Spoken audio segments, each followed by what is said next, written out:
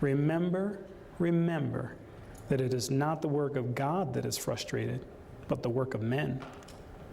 All right, now it's important to pay attention to these dates when these revelations were received. Here's section 4. It was received February of 1829.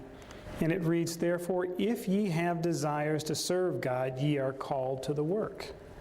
In 1981, the word called received a new footnote. You follow it to the bottom, and it has several scriptural references. I picked out D&C 36:5, and I'll read that one for you.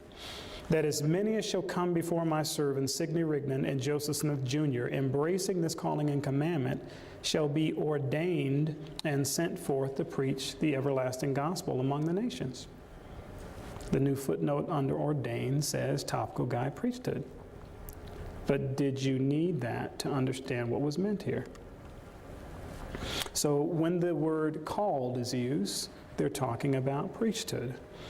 And faith, hope, and charity and love with an eye single to the glory of God qualify him for the work. Again, we've got a brand new footnote under the word qualify. You follow it to the bottom, and it says topical guide priesthood, qualifying for.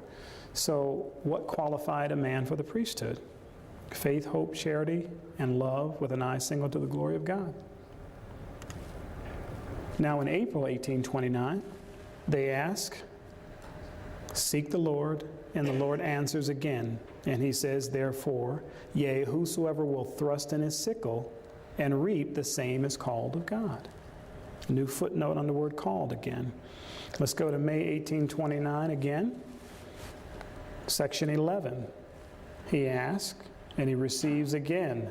"Yea, whosoever will thrust in his sickle and reap, the same is called of God." Again, new footnote on called.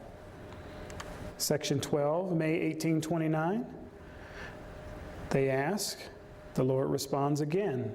"Yea, whosoever will thrust in his sickle and reap, the same is called of God."